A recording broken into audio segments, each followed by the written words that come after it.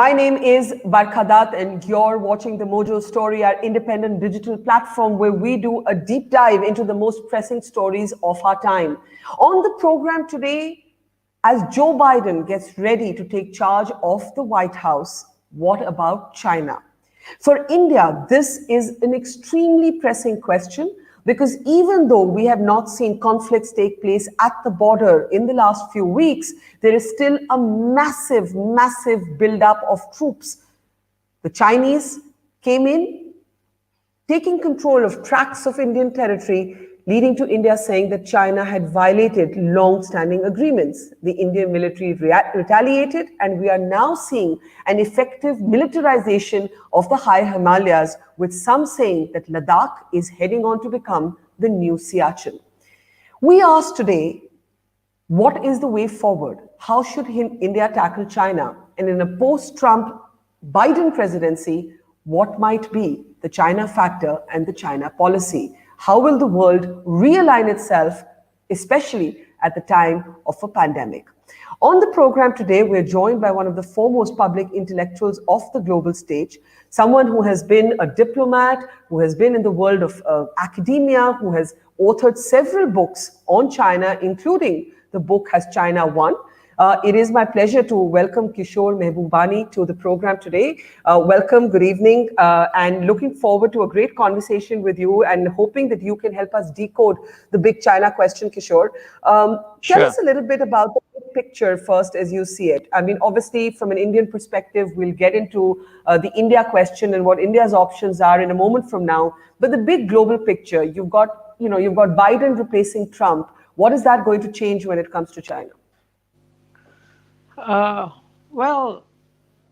think when you ask for the big picture, it's important to take a long-term horizon. And you can see over the long term, as you know, from the year 1 to the year 1820, the two largest economies of the world were always those of China and India.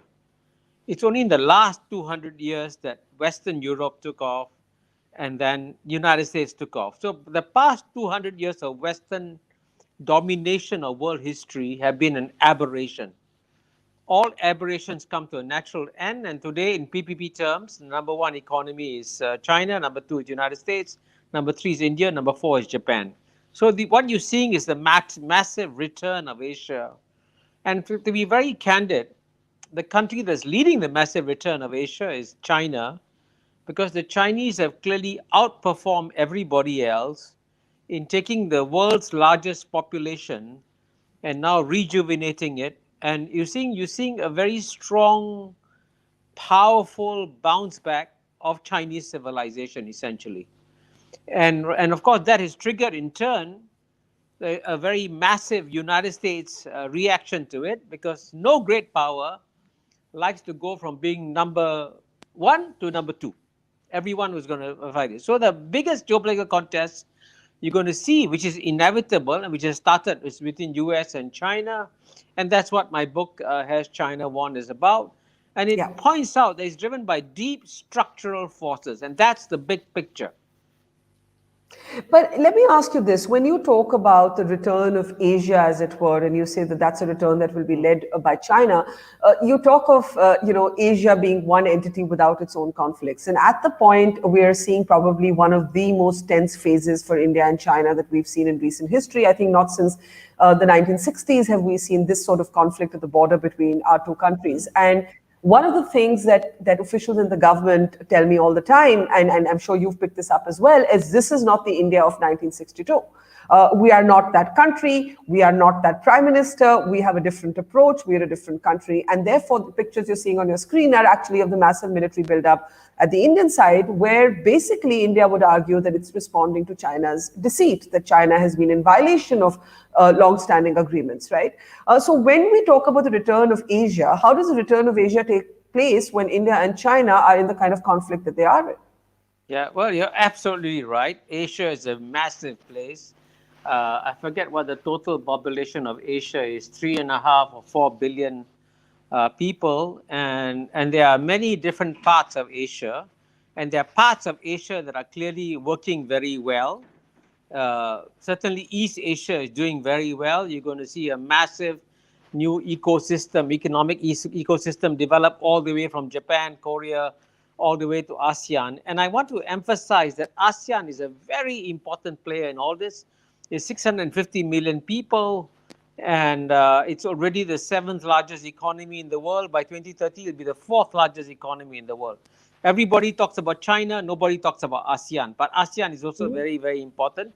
And of course, India is very, very important. But once you go, frankly, once you go east of, west of India to West Asia, then clearly it becomes very dysfunctional, right? So Yeah. you can see how East Asia is very functional and West Asia is dysfunctional.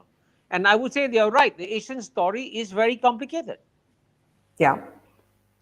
So given the complication and given what, and I'm sure you've been tracking what's happening at the border, and in India, one of the missing pieces of the puzzle is why would China do this in the year of a global pandemic, a pandemic that originates in China, at a time when the Prime Minister invested a great deal of personal energy in building a relationship with Xi Jinping.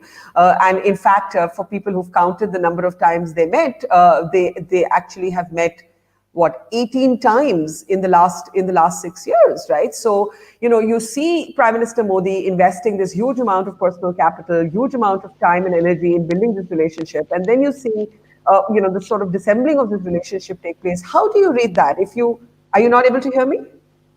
Are you not able to hear me? Sure. Okay, try pulling your headphones out. Okay, Professor Mahbubani can't hear me, so we're just going to try and reconnect to him. We'll get him back. Maybe the headphones are a problem. Try pulling them out. And see if you can hear me. Just pull them out. No. Okay. Let's. Now You can hear me. Okay. Yeah.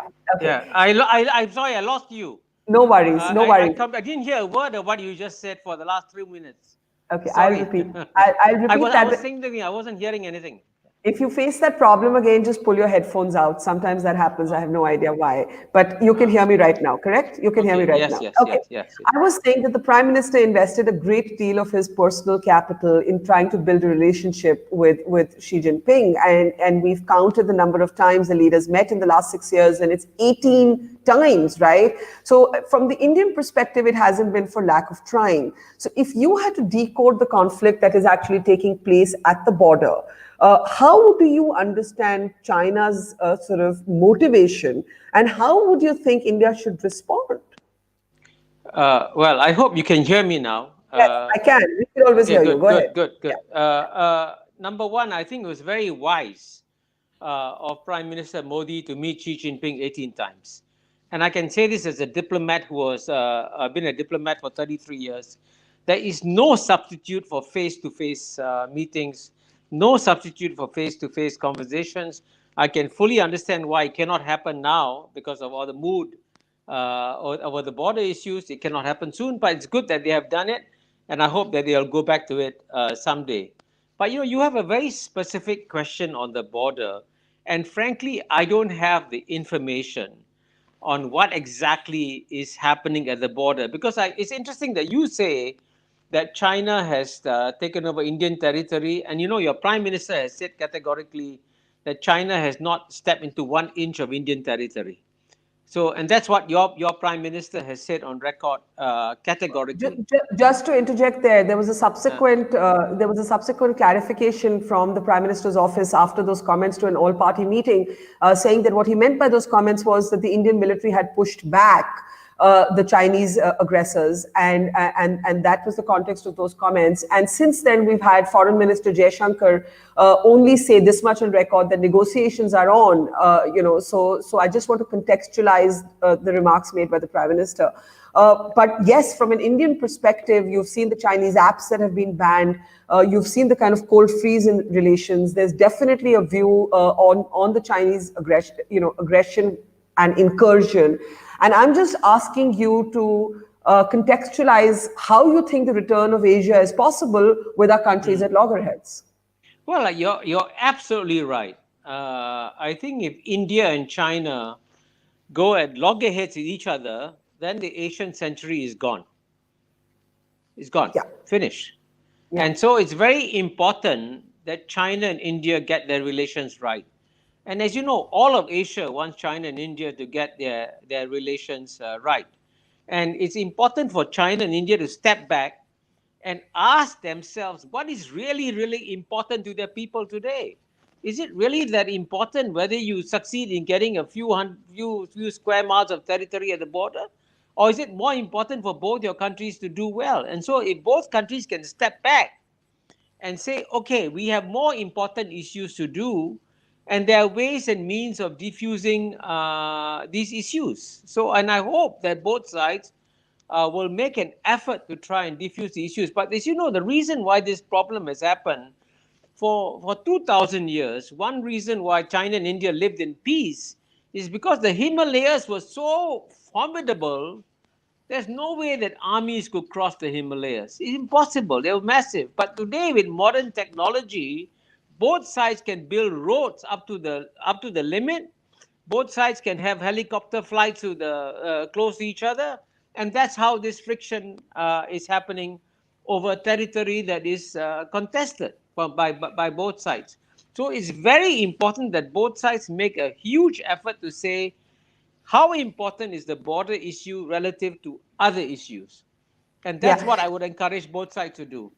But as a diplomat, you can make that comment. But as you would know from having served at the highest levels of government in your own country, a government can only act in response to public opinion. And what you call a sort of a few square miles of territory would be India defining its territorial integrity. Countries have gone to war for less. So I just don't feel as sanguine as you do about India and China getting into the same lane. I think at the moment they're not even on parallel lanes. They're on a possible collision course. Things may have quietened down, but we came very, very near to a military escalation, and we still have hundreds of thousands of troops eyeball to eyeball. And how do we look away from that fact? And if you were talking to friends in India, what is it that you'd be saying to them? Well, I would say learn from best examples from all over the world. And, India, of course, has only recently fought a war with China in 1962. Let me Yeah. give you the example of Vietnam. Vietnam has been, in one way or another, fighting China for 2,000 years. Vietnam was occupied by China 1,000 years. The biggest war that's been fought in recent years was between China and Vietnam, where you had a few 100,000 soldiers fighting each other. And then from 1979 to 1990, that was the most militarized border in the world and full of mines and artillery and everything. Now, that was 1990. Today, you go to the border, there are no mines, there is no artillery, there are no more few 100,000 troops. It doesn't mean Vietnam and China have fallen in love with each other. I can assure you the Vietnamese are as distrustful of the Chinese as they have been for 2,000 years. But now that border is one of the most heavily traded borders in the world. So it is possible to go from a situation where you've been enemies and you've had few 100,000 soldiers actually not just face each other, but fight each other as recently as 1979. And today you have a border that is frankly one of the most peaceful borders in the world. Even after, by the way, Vietnam claims that China has stolen some islands from Vietnam. You see? So yeah, no, I see the larger point of what you're saying, but I want to pick up on trade, right? You spoke about this being one of the most traded borders in the world. Now, when you talk about trade between India and China, there are people who will point to the trade deficit. India has chosen to stay out of the RCEP agreement, the regional free trade agreement that it was negotiating, in fact, to be part of. And then because of what's happened at the border, I think that had a big impact on it. But there are also those who see China's economic policies as predatory. You've heard that language, in fact, used by people who served in the Trump administration.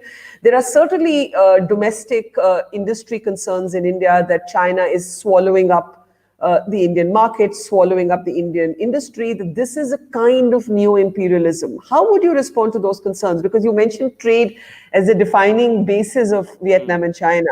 And if it were to be that for India and China, I think there would be an outcry in India. Just give me 10 seconds. Huh? I'm going to show you something. 10 seconds. Okay. Okay, so that's Kishore Mahbubani, who's, I think, going to get us something. You can see his book at the shelf behind has China One, who seems to have a very pragmatic sort of understanding of what he thinks India should do next. Just go 2 ahead. hours ago, Yeah. just let me see, it's 9 o'clock, sorry. 5 hours ago, the Prime Minister of Singapore launched this book, India on Our Minds. Right. Okay? Yep. Yeah. And he spoke. And you know what he said? He said, we will always keep the door open for India to join the Regional Comprehensive Economic Partnership. And I can tell you, everybody in East Asia would love to have India back into the Regional Comprehensive Economic Partnership. And I want to emphasize the Regional Comprehensive Economic Partnership is not one country called China. There are 15 countries in it, not just including some of India's best friends. Japan is there, Australia is there in the Regional Comprehensive Economic Partnership. And I want to, and if you don't, I hope you don't mind if I want India to succeed. I want India to do well. I mean, I want to emphasize that, okay? Yeah. My mother was a very fervent Indian nationalist. So obviously I want India to do well. But at the same time, as a student of geopolitics for 50 years, the worst thing that a country can do, I mean, the game of geopolitics is to get emotional and irrational. It's very, very important to be very cold-blooded and calculating in your analysis. And let me emphasize the one important point. The geopolitical game today is no more about aircraft carriers, fighter jets. It's not about that anymore. It's about the size of your economy. And that's the most important thing you need to do. And the lesson that you've seen from India's experience, when did India have the biggest growth phase? In the 1990s, after Manmohan Singh and Montek Singh Ahluwalia opened up your economy, right?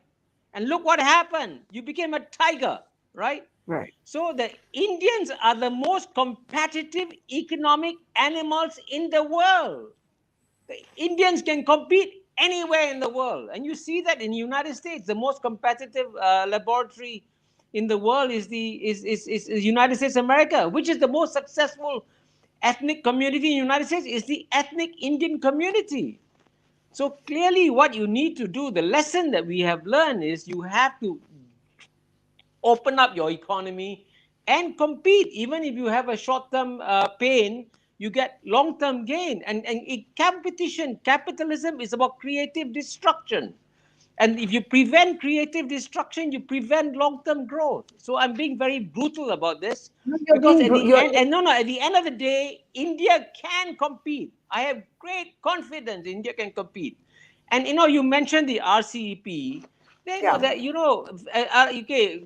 of 15 countries, you have probably one country. You can negotiate a bilateral safeguards agreement. And I think you can work something out with China to do that. But you have the other 14 countries that still want to trade with you. Okay, let me be a bit provocative. We had a comment on our live stream saying that it's like modern colonialism, and I remind you, and since you mentioned that your mother was a fervent Indian nationalist, that the British project of India started with the East India Company. So trade is often the precursor to a certain kind. Now, no one is suggesting that this is going to be territorial capture, but there is a sense in India of the capture of the markets by China. Right. And I think that while you can say, be cold, be brutal, any Indian government has to be mindful of what's happening to its own economy. There is no country in the world that doesn't have elements of some protectionism. I mean, there's what China is doing with Australia, for example, right? There are tariff wars between China and Australia as well. So is it as simple as you make it sound? Okay. You're right. It's very good to be very frank.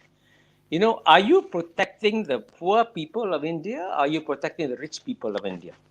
And I will argue with you that in India's refusal to join the RCEP, and I'll be very brutal about this, is because you have some very rich vested interests that will suffer. And so you have a choice. So if you want to help the poor people of India, and by the way, the record of is I want to emphasize you there's 650 million people in Southeast Asia. You know the country that has been the most successful at poverty reduction in the entire human history is Vietnam. Vietnam was at war for 50 years, okay? Non-stop, 50 years, 1939 to 1989. And then it stopped. You know what Vietnam did? Vietnam opened up its economy. Vietnam integrated with the rest of the world. Vietnam accepted the creative destruction. And I can tell you the World Bank President Kim said, no country has reduced poverty as fast as Vietnam has. So forget China. Why doesn't India look at other countries? Look at Indonesia. Indonesia's population is 250 million, right? Indonesia, by the way, is far behind India in economic development. And guess what? They opened up and they're growing, right? So the lesson is very clear. Are you going to protect a few vested interests who are very prosperous? Or are you going to help the bottom 50% in India? And you want to help the bottom 50% in India? Forget China. Learn from Vietnam. Vietnam is a good friend of India. Okay, the one thing that China is not open about, when you're suggesting that India's economy should be open and to be protectionist is actually protecting vested interests. What about democracy? What about political and civil liberties? And I ask this because there's a huge question around, for example, China's treatment of its Muslim population, and this is a story that never even gets addressed, never even gets spoken about. We saw a shocking story on Al Jazeera this week, which spoke about Muslims in internment camps being forced to eat pork every Friday as part of what's called re-education. Do civil liberties not matter at all? When it comes to India, the whole world comments. When it comes to China, everybody's quiet. Well, I think, as you know, India was very upset when Prime Minister Trudeau yesterday made some comments Spoke about about the farmer protest. Yes. yeah, and I think we in Asia are wiser than the West is. And just to put in a big historical context, I've been a student of the West for a long time.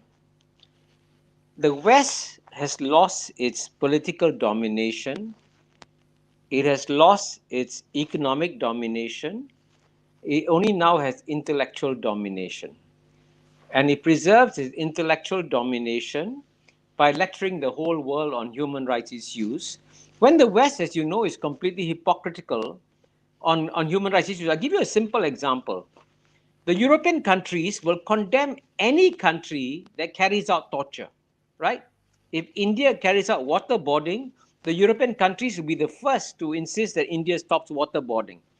But when the United States was the first major developed country to reintroduce torture, the European countries kept absolutely quiet.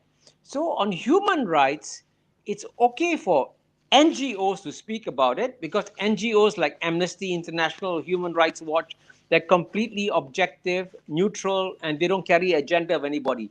But whenever any government tries to criticize any country on human rights, I say they've got double standards because they will only criticize their adversaries and not their friends. And just, since you mentioned how bad the human rights situation is in China, in the 1971, when the United States was fighting the evil Soviet Empire, it had a choice. It could either join the world's largest democracy in India to fight the Soviet Union, or it could fight the largest communist government in the world, which, by the way, under Mao, saw far greater human rights abuses than anything you have in China today, right? Far greater. And you know what? The great democracy, United States, chose China over India. And I think many Indians, if you don't mind me saying this, can be very naive about geopolitics. Geopolitics is not about friendship. Geopolitics is not about whether they like you or love you. Geopolitics is all about what's in my interest. And that's what they will do. And so I think it's important to, the European Union also wanted to impose human rights standards on India also. So that's what they've been doing all the time. So it's important in geopolitics, as I said, calculate what is in your interest and do what's in your interest. But what happens then to civil liberties? I actually agree with you. I agree with you on the one point that you make, that a lot of commentary by the Western world is full of humbug and full of hypocrisy. I mean, I remember this time, for example, when Obama was on a presidential visit to India, and before going, he made a lot of comments about the constitutional sort of need to preserve pluralism in India, which of course is all true.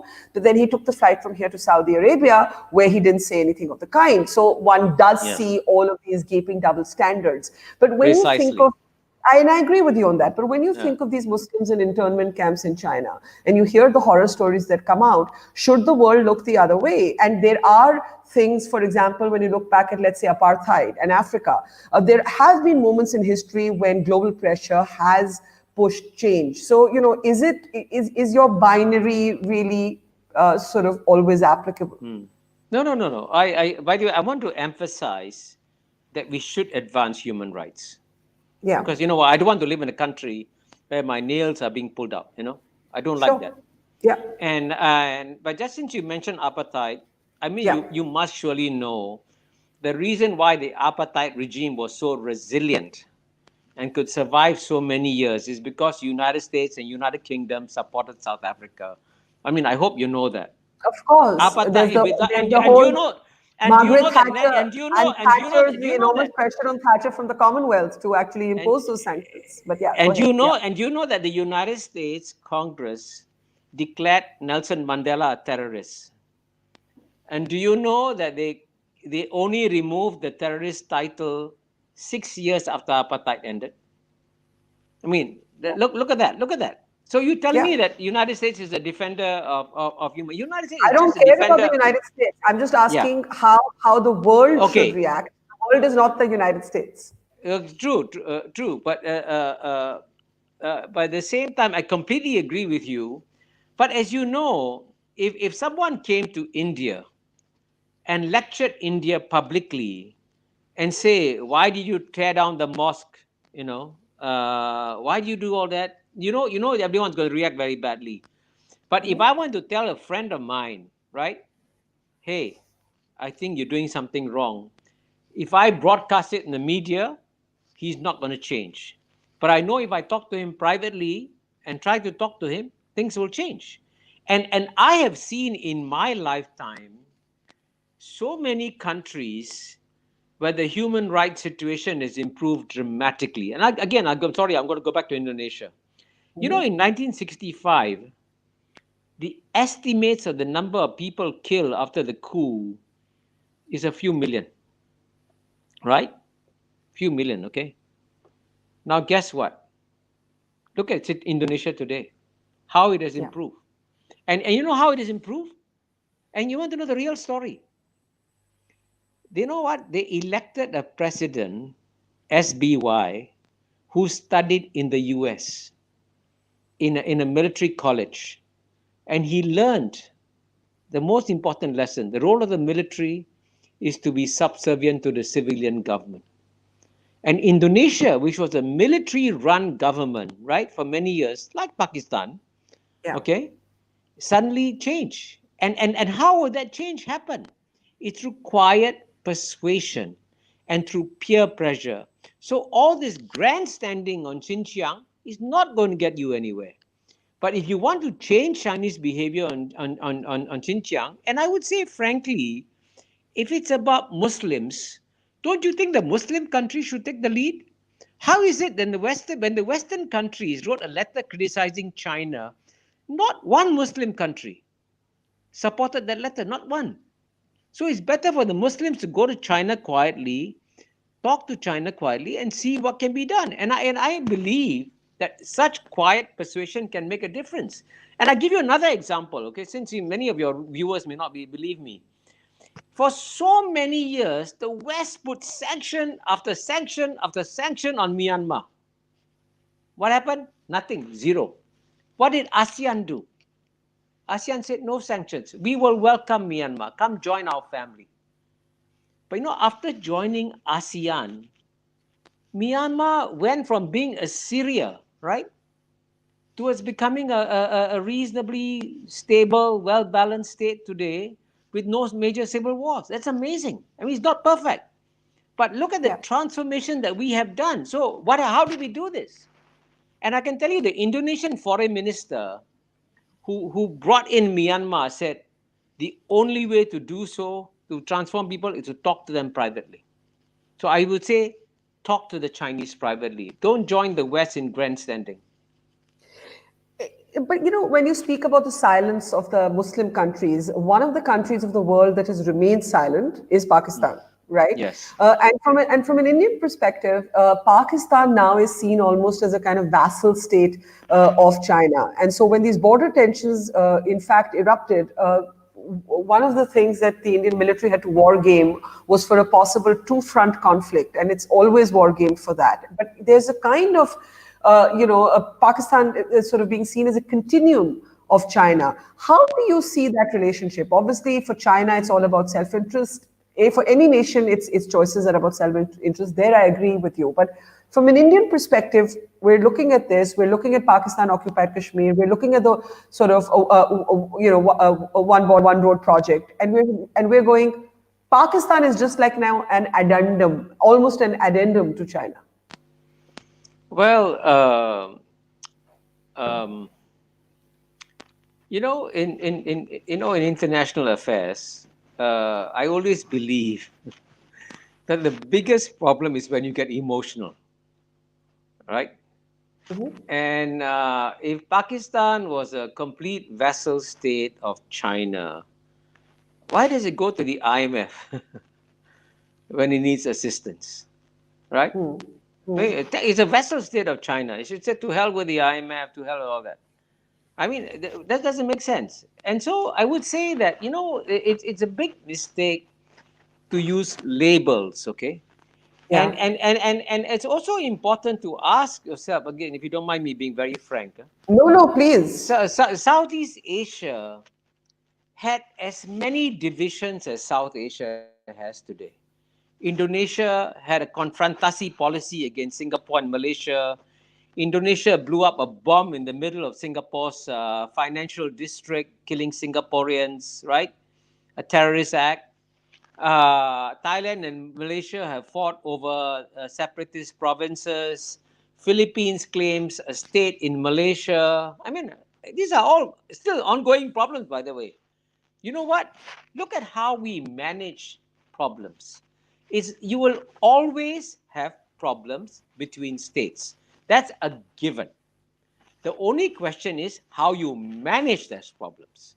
Right. And I would say it's very important for South Asia to come to Southeast Asia and say, how is this in these countries? And the divisions in Southeast Asia are as serious as anybody's. Out of 650 million people, you have 250 million Muslims, 150 million Christians, 150 million Buddhists, Hinayana Buddhists, Mahayana Buddhists, and you have Taoists, Confucianists, Hindus, and communists.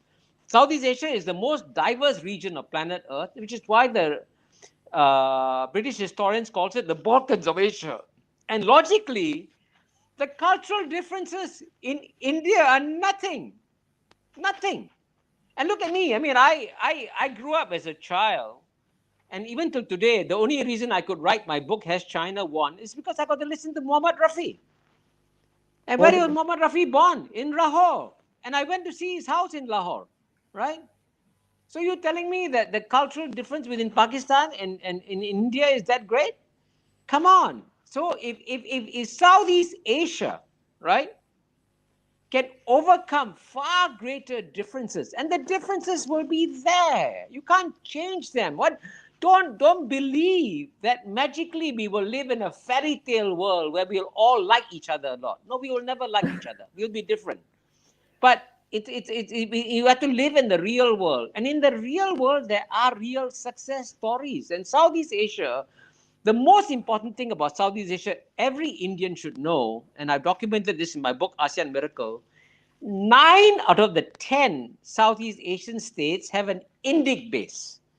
And I can tell you in 2017 or 2016, please check, when Philippines, the world's largest Catholic country, Philippines, organized an East Asian summit, and when all the presidents were there, Obama and everyone and were there, what did Philippines put on as a cultural presentation from the Philippines? The Ramayana.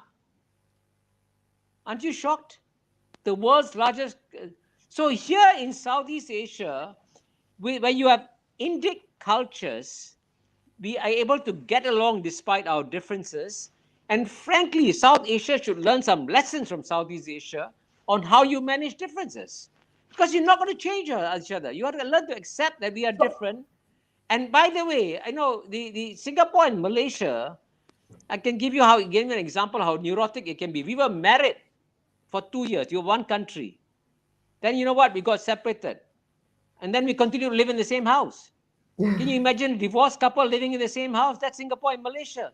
But you want an example of good cooperation? Come to Singapore and Malaysia.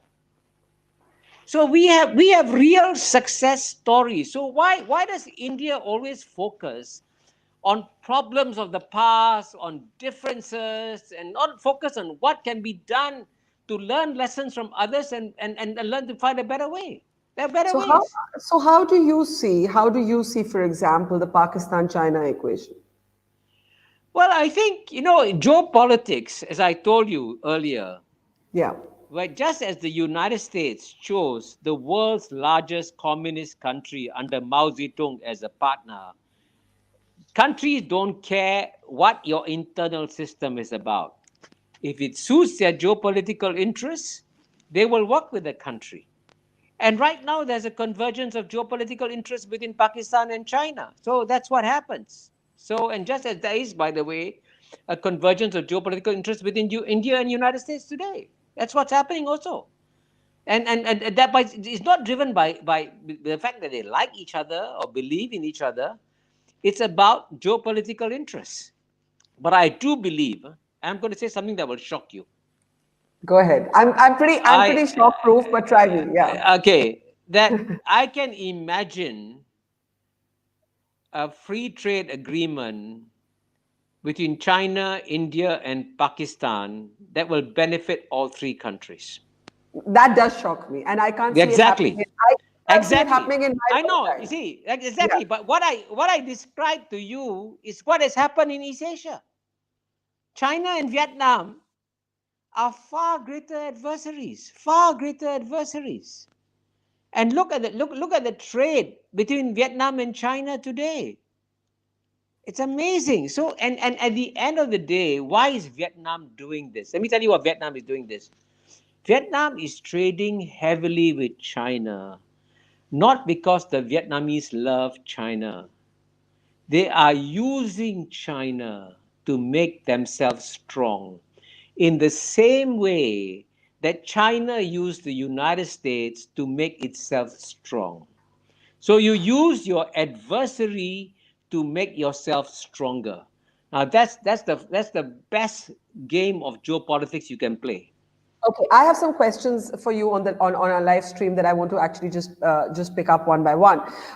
First is that Abhishek Singh says the onus of resolving the differences between India and China at the moment should be on China. Why blame India? I'm sorry. I can only help you by being very frank. I've studied geopolitics for 50 years. I don't know of any geopolitical dispute where one side is 100% right and the other side is 100% wrong. But It there are can be acts of seven. aggression. It can no, it can There be are acts 70. of It can. military aggression. There are acts of military aggression that are recorded. I mean, that the British were colonialists is a recorded fact. That there are, I'm just giving you one example. So I'm saying Yeah. there are everything is not normative. Some things are Yeah. empirical.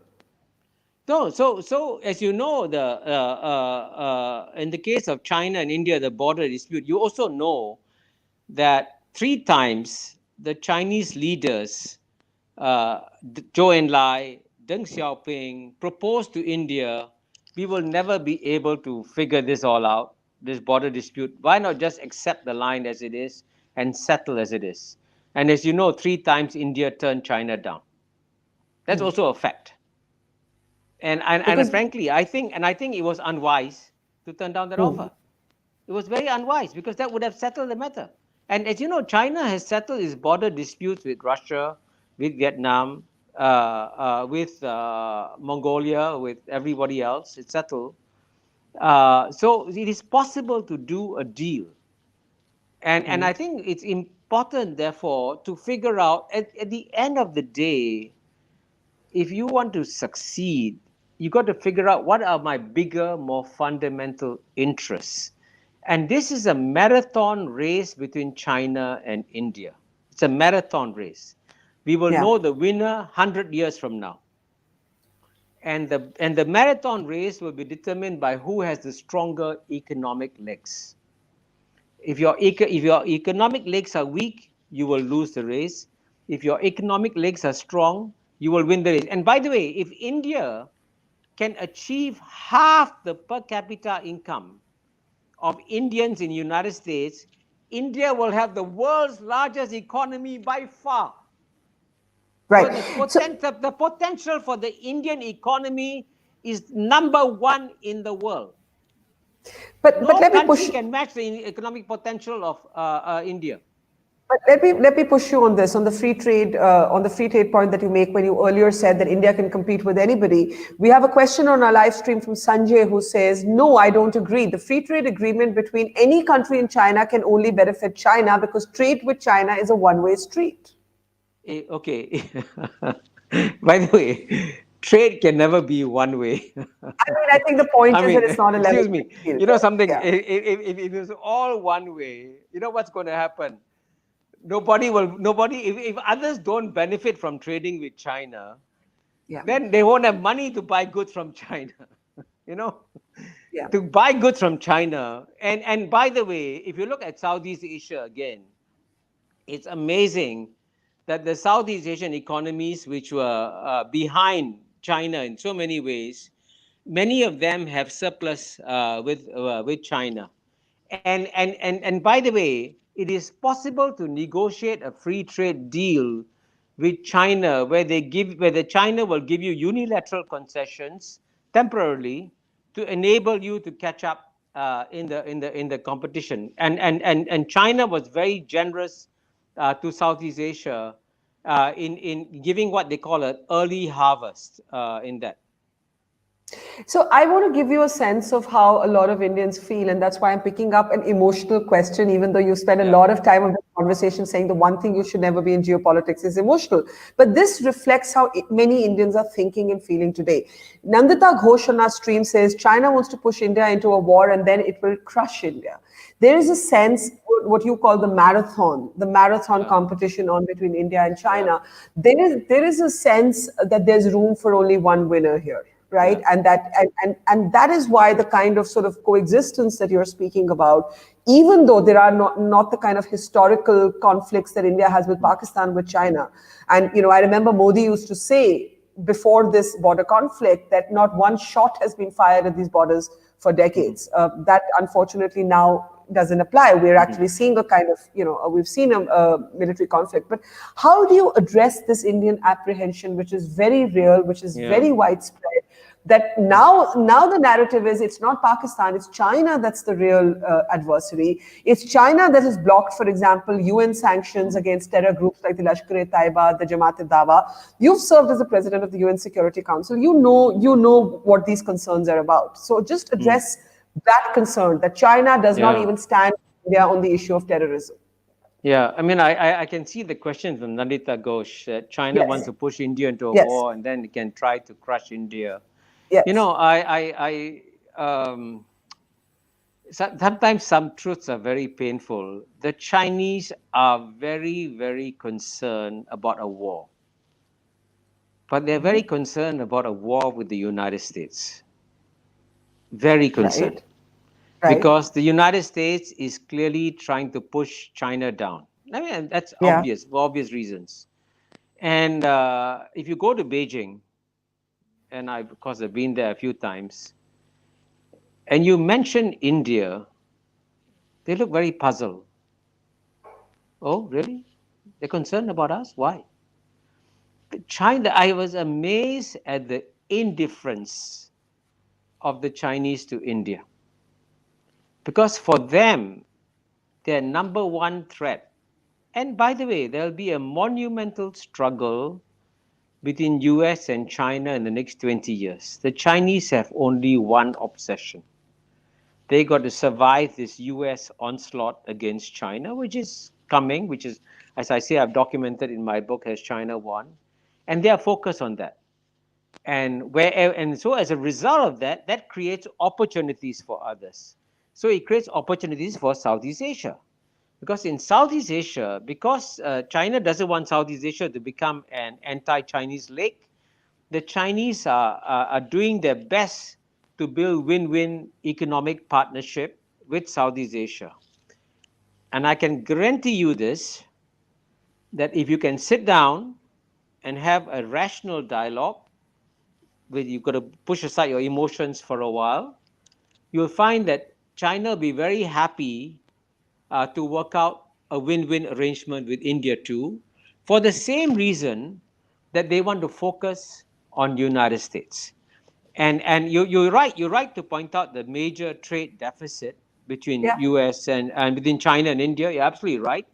But there are ways and means of dealing with trade deficits. And for example, when the United States was very worried about the major trade deficit with the Japanese, as you know, the United States and Japan had negotiations, and the Japanese agreed to what is called VERs, voluntary export restraints. So that what I'm saying to you is there's no problem in the world is new. Every problem has got a precedent, and so you But can if find ways and means of dealing with it, and but then if take the Chinese, advantage of the larger market. and there are questions on that, and I'll come to that. But if the Chinese are indeed indifferent to India, how do you explain this mass military buildup at the border with India? Well, I Why mean, why block sanctions against terror groups like the JUD and the Jaish-e-Mohammed and the Lashkar, which is oh, this is a fight that's been happening over the years in the UN. I completely agree with you. It's a huge mistake to block sanctions against terrorist groups. But as Yeah. you know, I mean, I'm sorry to say this, huh? One man's terrorist is another man's freedom fighter. Exhibit A, Mandela. Mandela was called a terrorist by United States, as you know. But on the cases you mentioned, yes, it's unwise of China to block the designation of terrorist groups. I agree with you there. Okay. Pradeep Arora on our live stream seems to sort of have your way of thinking and says, should India use the differences between China and the United States to our advantage? Oh, it's very simple. Be cunning. Be very cunning. See, geopolitics is not about being nice. It's about being cunning. It's as simple as that. I mean, and that's what great geopolitical thinkers are about. Henry Kissinger, George Kennan, they're very cunning. And how are they cunning? What is the best position India can be in this dispute? The best, if you can imagine a seesaw, okay? On one side, the seesaw is China. On the other side, the seesaw is United States, right? The seesaw is going like this. What's the best position for India to be in? In the middle. So wherever India puts its foot, the seesaw goes that way. And guess what? Both United States and China will be super nice to India. That's about being cunning. But I would have said before this border conflict with China, India was probably there, though probably leaning towards the United States, but still trying to be in the middle of that seesaw. And I think that because of this conflict, if there is no resolution in this conflict, you will see India leaning closer to the US than to China. If India can't sit squarely in the middle, India has to be guided by her own self-interest, the same self-interest that you say China is guided by. Joe, as I say, geopolitics is about being cunning. When China made its reconciliation with the United States in 1971, you know which government China recognized as the legal government of China? Do you remember that? The United States government didn't recognize the People's Republic of China. It recognized the opposite government, Republic of China. So can you Yeah. imagine that? Okay, just imagine if just imagine this. If China says Pakistan is the ruler of all of South Asia, Yeah. right? And just imagine that. Then despite that, India makes a deal with China. That's the analogy. And why did China do that? Why didn't China insist and say, you must first recognize me as the legal government of China? The Chinese said, no, no, no, no, it's okay, don't worry. Right now, I need you because I have the bigger game against the Soviet Union. So the fundamental problem in India, and I know I told you, right? My mother had a very close shave as a Hindu nationalist leaving Pakistan. She was born in Sindh, and she had a very close shave. My mother is the most fervent Indian nationalist I ever met my whole life. So I understand Indian nationalism very well. It's in my blood, you know. But at the same time, if you want to succeed in geopolitics, the biggest mistake you can make is to be emotional. Indians are so emotional about this whole affair that they can't realize it suits India's interest. Let me emphasize this to say, look at the bigger picture. How do I play the bigger picture? Why am I so focused on the border issue, right? And you know, the number of things that United States provoked China on were far greater. But China said, doesn't matter. Doesn't matter. I want to focus on the big picture. And so what I would do if I was in India is focus on the big picture and not get emotional about that. And on the border issue, by the way, one of my colleagues at NUS, you know, I've started something called the Asian Peace Program. Yes. And there are simple, commonsensical solutions. The reason why you had fisticuffs between Chinese and Indian soldiers is because they went to check whether a tent was there or not there. Why don't we put technology, right? Use advanced technology, put technology all the way down within China and India borders, put sensors, then you don't have anybody having to go check. And both sides have a common set of. So there are technological solutions to make sure that you don't clash against at the border again. But you know, there are many emotional questions for you. Much as you I urge know. Indians to not No, no, be emotional, you I'm are not surprised. agitating them to be more and more emotional. And I'm seeing a number of agitated comments. So Rajshekhar Reddy asks you, are you saying India should surrender Ladakh to China in exchange for some trade deal for a few billion?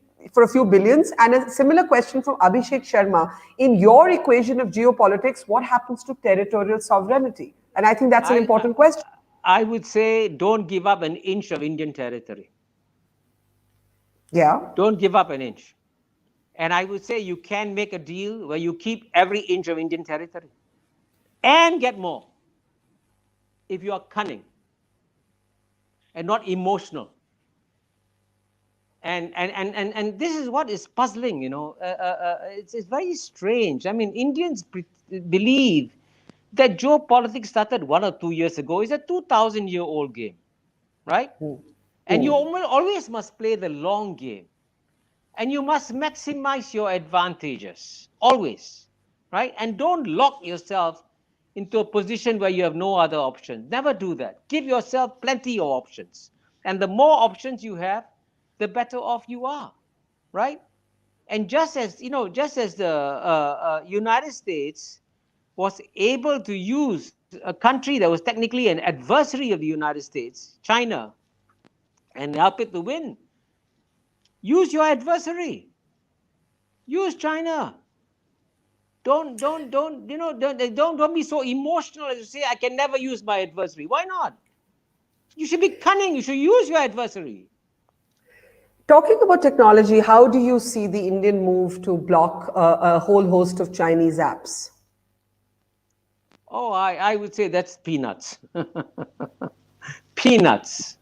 You know, Why? life is Why? much bigger than this TikTok, PUBG. And this is an example of being petty. It's peanuts. Okay. The Chinese don't care. The Chinese, remember, from the Chinese point of view, there is a much bigger game. And you can ban TikTok, you can do all that. It doesn't hurt China at all. No, zero hurt at all. But the important thing to ask, actually, what if I was an Indian? Yeah. I would ask a very simple question. My number one competitor today is China. Yeah. What is China doing right? What is China doing wrong? What is India doing right? What is India doing wrong? And then calculate. And then I can tell you, let me come onto your program 10 years from now. 10 years. 10 years Okay. from now. Long. And That I'll tell really you is the the long world, and game. I'll tell you what the Yeah. world will be. 10 years from now, United States will be number 2. China will be number 1. And you know what? China and the United States will come to some accommodation. 10 And years what, from now. what will And I happen can to tell you China the United States, and China and India? Where will China and India be 10 years from now in this equation, in your opinion? it all depends on how cunning India is. It all depends on how you play the game. You Right. have a great, you see, right now, you have a window of opportunity because China is still number 2. It's much easier to negotiate with the number 2, not with the number 1. But you want to wait 10 years, then when you negotiate with the number 1, it's much harder. So Okay. you got to be very brutal about these things, and Right. stop being so emotional. I mean that's a fundamental problem with the way Indians look at the world. And Let you know, me by the way, I'm not you know, every other country looking at this whole thing is sort of wondering why are the Indians so can't set aside one thing and say, okay, let's focus on the big picture. The big picture is the economic game. right. And are So you winning? Are you winning the economic game, or are you losing the economic game? It's very simple.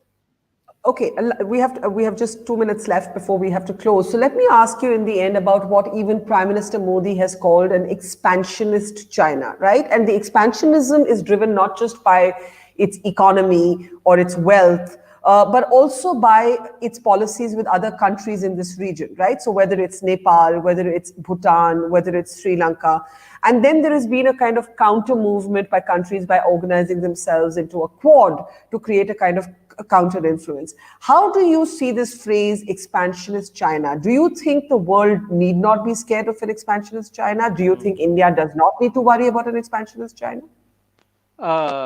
You know, anybody who believes in the phrase benevolent great power is an idiot. The phrase benevolent great power is an oxymoron. All great powers for 2,000 years bully. It's a reality. And so the way you deal with bullies is you accumulate your own power. You make yourself strong. You make sure your economy grows faster. That's how you take care. That's what Vietnam is doing. Vietnam is making sure that this economy is growing at 7-8% a year, is becoming stronger and stronger and stronger. But if you don't get that 7 to 8% economic growth, then you're going to lose the game. I like that sentence that the way to stand up to bullies is to accumulate your own power. That I could agree with. But I think what you're saying is that in the modern era, the only way to accumulate your own power is the economy. Absolutely. That's So the only game in town. So a prescriptive note to end on, specific prescriptive note for India, since you said you wish us well, you want us to do better, you want us to compete. Very, very, very simple.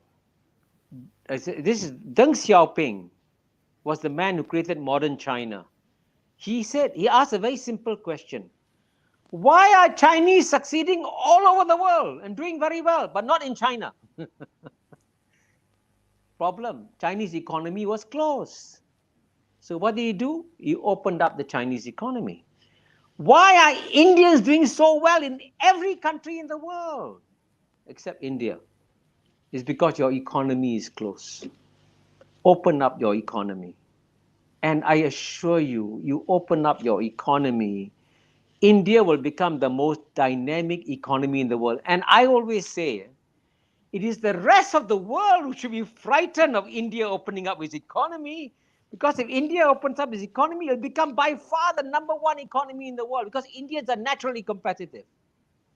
But ironically, it's India that's frightened of opening up its economy, which is a great irony. And if you look at the record of, if you don't mind, you have people doing behind, ask them to go on the computer.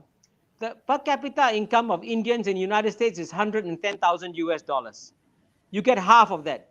Multiply 1.3 billion people by $55,000. Give me the figure now, quick, on your computer. Tell me. Okay, I don't think we can do this quickly, but we'll do it. You can. Tell us It's again. very easy. Okay. 1.3 billion people multiply 55,000. What's the figure? Give me quickly. 1.3 billion into 55,000. That's what multiply you want us to do? 55,000.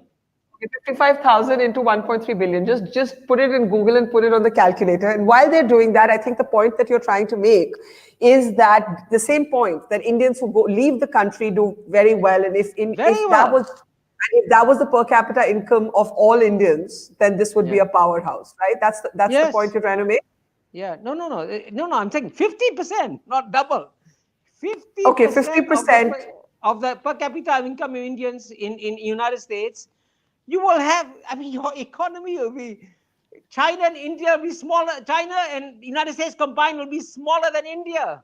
But what if when India opened up the economy, the Chinese just came as sort of modern day marauders and totally took control of our market? No, they're already so embedded, right? I mean, Manmohan Singh said once, I'm quoting Manmohan Singh. Put the number on our banner, put the number on our screen if you can. Yeah, we're getting the number, but go ahead. Manmohan Singh said.